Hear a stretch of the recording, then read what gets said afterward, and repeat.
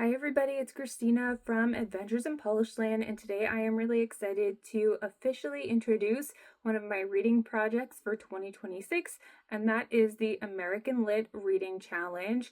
In this challenge, I am going to be reading one book set in each of the United States and territories, and I was recently inspired to do this challenge with the uproar surrounding the Super Bowl halftime show performer announcement, because first of all, I was really surprised that not everyone knew that Puerto Rico is part of the United States, but also I think there are a lot of preconceived notions about what it means to be American, and for me, the best part about our country is that we are a melting pot, and I hope that by reading books set in all of the states and territories, I will be able to learn and celebrate the many different cultures and the diversity that represents our country and the American people as a whole. So that's what I am really excited to do this year.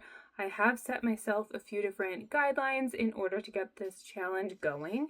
And one thing that I'm going to be focusing on is reading books that I have kept on a list for years.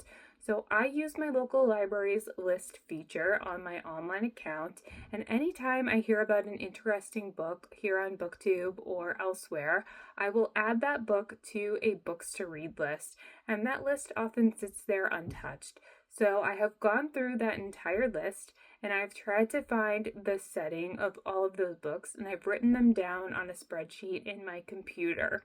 And so I am going to draw 5 random states or territories from a cup. You'll see me do that in just a moment as we pick my January TBR. But first, I'm going to consult my list. So it has books from my library that I'm interested in reading already. It has some recommendations from people I know in real life. And if you have any book recommendations for me, I would love to know them as well.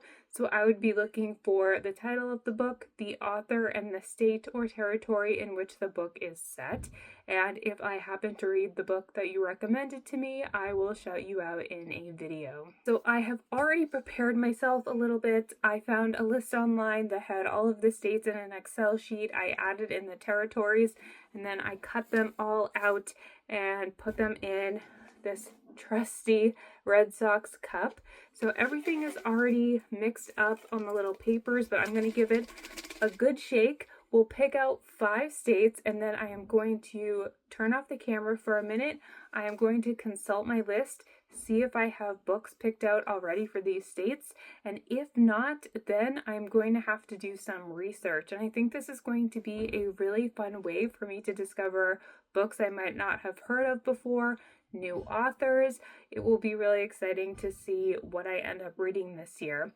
I also wanted to quickly mention that although I am going to pick 5 places from this cup every single month for a TBR, I am allowed to read books from other states throughout the year. So if I randomly pick up a book, this isn't really set in the United States, but if I randomly pick up a book and say this is set in Massachusetts and Massachusetts wasn't on my TBR for that month, I can count that for the rest of the year, and then when I pick it out of the jar, we will just disregard it. I hope that makes sense. I'm sure as we get going, it will make more sense throughout the year, but let's begin by picking my first 5 states. So I'll give this another good shake for good measure, and then we'll just pick out 1, 2, 3, 4, and 5. So let's see what we have here. This is actually 2, so I'll put 1 back in. Didn't see what either of them were. First we have Georgia. Then we have Wisconsin. We have Minnesota. We have New Jersey.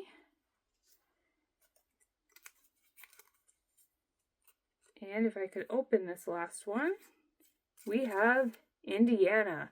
So a good mix of states there. I'm going to turn off the camera, consult my list of books that I already know I'm interested in reading, and then I will do some research for the rest of them, and I will come back and share with you my January 2026 TBR.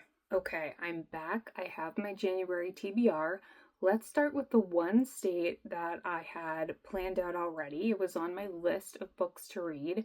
It was only one state, and it was Georgia.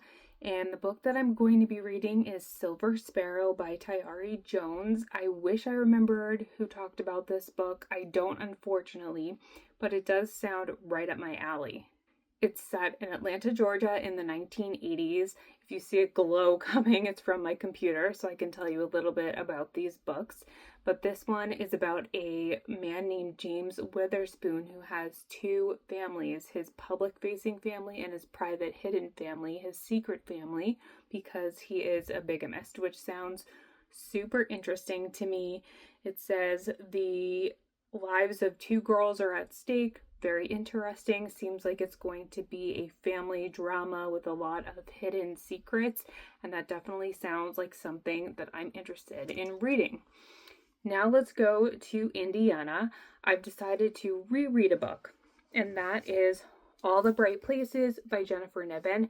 This is a YA novel. I read it shortly after it came out in 2015, and I actually met the author at BEA or BookCon, and I have a signed copy of the book. This is about two teenagers, Violet and Finch, who meet on the rooftop of their school building as they are both planning to jump off, and the two begin a friendship from there.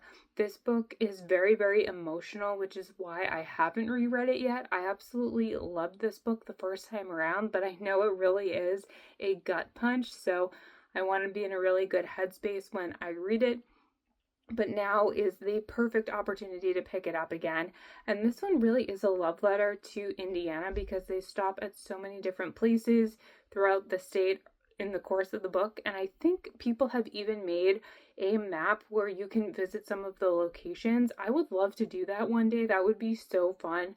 But this is a perfect read for Indiana for me. Next up, we have New Jersey, and I did some research and I found a book that I've never heard about before, but again, it sounds perfect for me. It is called The Atmospherians. Let me pull up the brief summary that made me want to read it.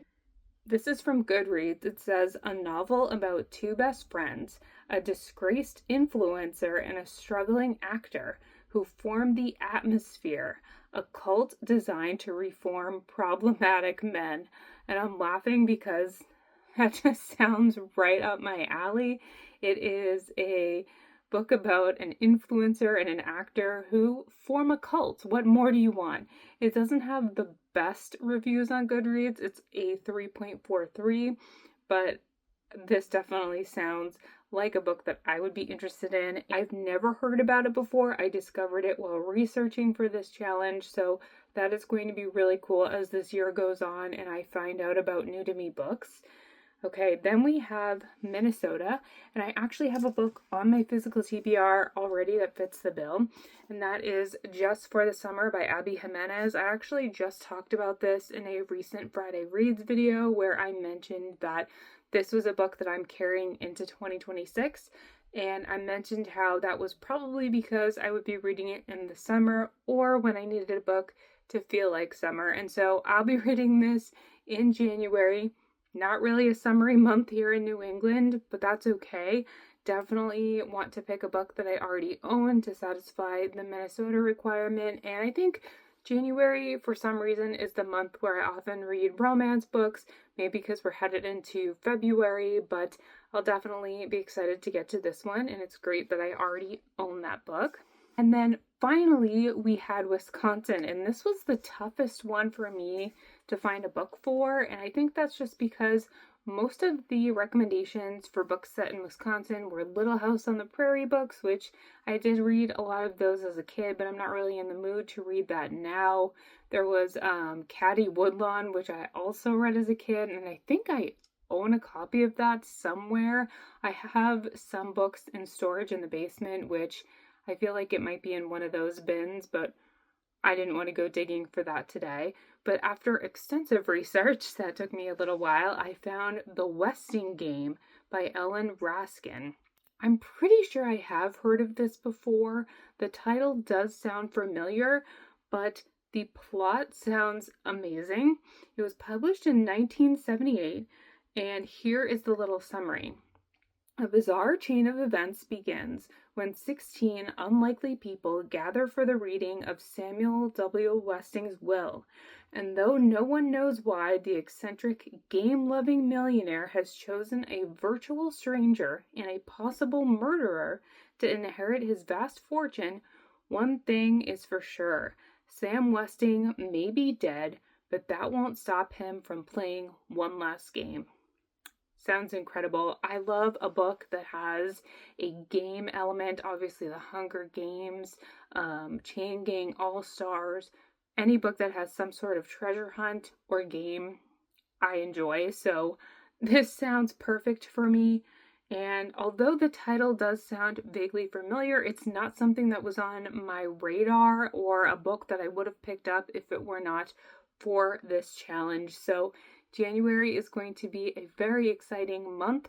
All of the books that I do not own myself are available through my local library system, so probably towards the end of December, I will put those on hold at the library and get to reading. And I hope if you are watching this video, maybe you are also inspired to do an American Lit reading challenge, whether you include just the states or the states and territories like I am doing. I would love to know. And don't forget, please leave me your recommendations in the comments. If you have a favorite book, let me know the title, the author, and the state or territory where it is set, and I will include it in my list of books that I am picking from as the year goes on. So thank you so much for watching. I hope you are having a great start to your 2026 reading goal plans, and I will see you in my next video. Bye.